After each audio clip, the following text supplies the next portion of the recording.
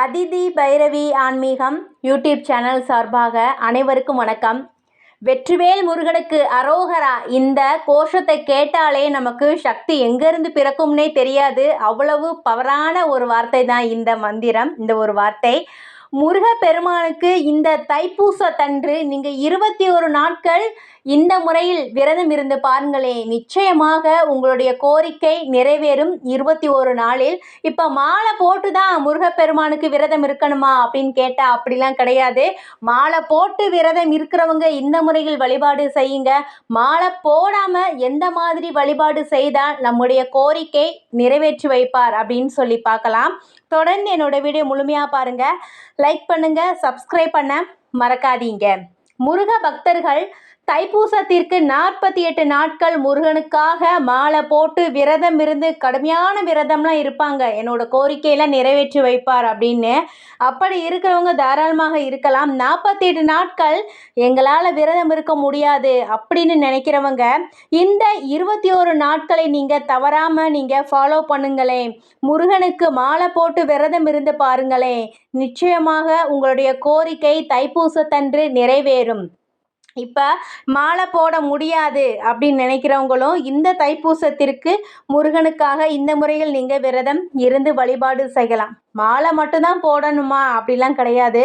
இல்லாட்டி மாலை போடாமல் இருந்தாலும் பரவாயில்ல, முருகனை நினச்சி அவருடைய பாடலை பாடி அந்த முருகனோட நாமத்தை மனசுக்குள்ளேயே சொல்லி தைப்பூச விரதத்தை மேற்கொண்டாலும் பண்ணலாம். அது உங்களுடைய விருப்பம்தான். ஆனால் நிச்சயமாக 21 நாட்களுமே நம் முருகனுக்காக விரதம் இருந்து வேண்டி அவருடைய பாடல்களை பாடி அப்படி நம்ம வேண்டும் பொழுது நிச்சயமாக நம்முடைய கோரிக்கை நிறைவேற்றி வைப்பார். இப்போ தைப்பூசத்திற்கு 21 நாள் விரதம் இருக்கணும் அப்படின்னா 21/1/2025 இந்த தேதியில் ஆரம்பித்து 11/2/2025 தேதி வரை விரதத்தை கடைபிடிக்கணும். இப்போ பிப்ரவரி 11 தேதி தான் தைப்பூசம் நாள் அன்னைக்கு. இப்போ அந்த அன்றைய தினம் நீங்கள் மாலை போடாமல் விரதம் இருந்தாலும் சரி. ஆனால் மாலை போடலைன்னா அன்றாட வேலைகளை நீங்கள் தாராளமாக செஞ்சிட்டே இருக்கலாம். மாலை போடலைன்னா செருப்பு போட்டுக்கலாம், முடி வெட்டிக்கலாம், மற்ற மாதவிடாய் நாட்கள் நம்ம மாட்டில் இருந்துக்கலாம். மாலை போடலைன்னா. ஆனால் மாலை போட்டுட்டோம்னா நம்ம சபரிமலை ஐயப்பனுக்கு எப்படி கடுமையான ஒரு விரதத்தை மேற்கொண்டு சுத்தபத்தமாக இருந்து நாம் விரதம் மேற்கொள்வோம்ல, அதே மாதிரி சுத்தமாக இருக்கணும். வீடும் சுத்தம், உடல் சுத்தம், பூஜை அறை சுத்தம், நறுமணம் வீசணும் வீடு முழுக்க. அந்த மாதிரி நாம் இருக்கும் பொழுது நிச்சயமாக ஒரு பவர்ஃபுல்லான டே தான் இந்த 21 டேஸ்மே. முருகனுக்காக நீங்கள் மாலை போட்டு விரதம் இருக்குது நல்ல பலன்கள் உங்களுக்கு கொடுக்கும். இப்போ மாலை போடாமல் விரதம் இருப்பவர்கள் கடைபிடிக்க வேண்டியவை என்னன்னு சொல்லி பார்க்கலாம். நீங்கள் மாலை போடலைன்னா நீங்கள் எந்த மாதிரி இருக்கணும்னா, காலையில் 6 மணிக்கு எந்திரிச்சு குளிச்சுட்டு முருகப்பெருமான் படத்தை சுத்தம் செஞ்சுட்டு நெய் விளக்கு ஏற்றி வைத்து சிவப்பு நிற மலர்கள் சூட்டி ஒரு பாட்டை பாடுங்களேன். பாடலை முழுசாக பாடலைனாலும் பரவாயில்ல. முருகப்பெருமானுடைய பாடல் 4 வரி சொன்னாலும் போதும்.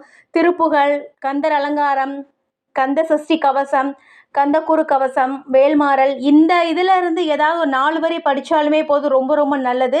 அதே மாதிரி காலையில் விளக்கேற்ற மாதிரி மாலை நேரத்துலையுமே மாலை 6 மணிக்கு மேலாக பூஜை அறையில் முருகனோட படத்துக்கு முன்பாக விளக்கேற்றி வைத்து இந்த மாதிரி பாடுங்க.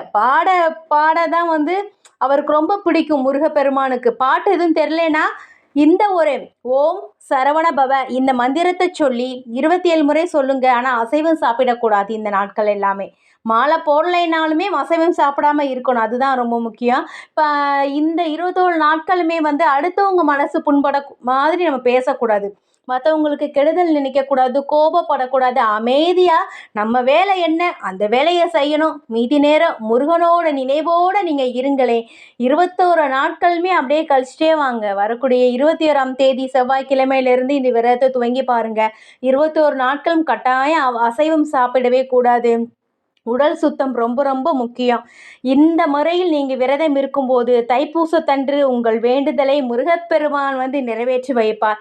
தைப்பூசத்தன்று நிறைவேற்றவில்லைன்னா பரவாயில்லை, அடுத்த 60 நாட்களுக்குள் உங்களுடைய வேண்டுதல் நிச்சயம் நிறைவேற வாய்ப்பு இருக்குது. ஆனால் நம்ம எந்த ஒரு வேண்டுதலாக இருந்தாலும் நம்பிக்கையோடு நம்ம செய்யணும். நம்மளுடைய எண்ணம், சிந்தனை எல்லாமே முருகனை நோக்கி இருக்கணும். முருக மந்திரத்தை நோக்கி இருக்கணும். மனசு வந்து எப்பயுமே நடக்குமா நடக்காதா அப்படின்னு அலைமோதக்கூடாது, ஒரு ஆசிலேஷனே இருக்கக்கூடாது. மனசை டைரக்ஷன் எல்லாமே முருகனை நினைத்து நிச்சயம் இந்த வேண்டுதல் நடக்கும் அப்படின்னு முருகனுக்காக இந்த விரதத்தை நீங்கள் துவங்கி பாருங்க. 21ஆம் தேதியிலிருந்து விரதத்தை தொடங்கும் போது சிறு சிறு தடைகள் வரலாம். அது முருகப்பெருமான் உங்களுக்காக கொடுக்குற தடை தான். என்னை திரும்ப நீங்கள் வேண்டுறீங்களா அப்படின்னு சொல்லி அவர் வைக்கிற ஒரு ட்விஸ்ட்டு தான் இது. அதனால வந்து நீங்கள் அந்த மாதிரி கஷ்டம் வருது அப்படின்னு கவலைப்படலாம் வேணாம். அதையும் தாண்டி நீங்கள் முருகனை நினைத்து அவரை தேடி போங்க. வீட்டில் வழிபாடு செய்யலாம், பூஜை செய்யுங்க. கோயிலில் வந்து செவ்வாய்க்கிழமை 21 நாட்களுமே எத்தனை செவ்வாய் வருதோ அத்தனை நாட்களுமே வந்து செவ்வாய்க்கிழமை கோயிலுக்கு போயிட்டு விளக்கு ஏற்றி 6 முறை அவரை வலம் வாருங்களே, நிச்சயமாக வேண்டுதல் நிறைவேற்றி வைப்பார்.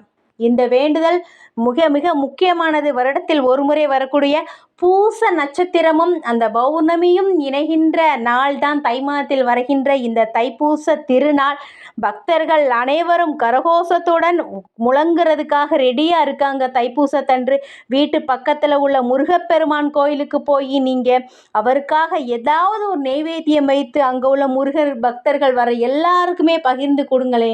அன்றைய தினம் விரதத்தை நிறைவு செய்யுங்க. அவ்வளவுதான். நன்றி.